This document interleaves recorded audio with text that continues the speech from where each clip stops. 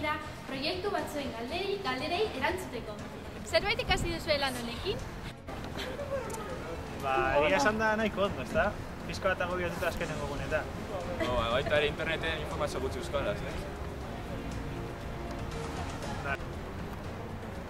Lana ondo daroaguz, azken finean landutako gai bat da, landu behar duguna, hezkuntza komunitatearena zehazki, eta aparte taldekideak ere ondo ezagutzen gara gure artean, eta giro ona dago, ondo gauza posio gaude egindako lanarekin.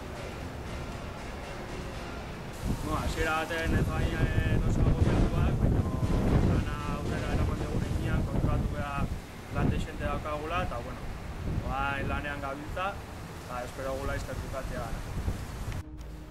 Lana ondo daramagu, taldekoaren artean banatu dugu lan guztia, eta orduan ez gabiz agobiatuta. Eta oso zaila behako irudituz, danon artean zela bi hau dugu lana, danon artean indut. Nola daramazue lana?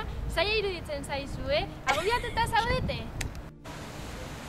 Lehenik ikasi egin dugu talde lanan aritzea. Eta gero gaia sakandu dugu eta gauza berri batzuk ikasi ditugu. Lan honekin gehien bat ikasi eguna izan da talde lanean aritzea.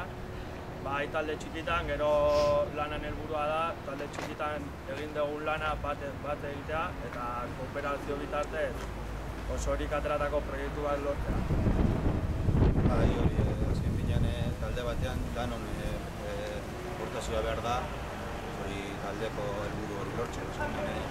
Batek asko egiten badu eta beste batek uste lan ez lortzen, ze taldeko lana da.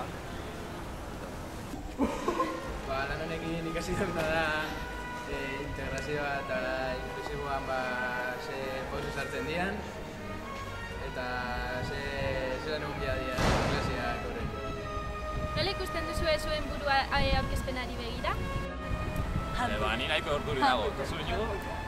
Ni ez, ja aurkezpen batzuk egin ditu eta jau bosgarrena denez ez nago oso urduri.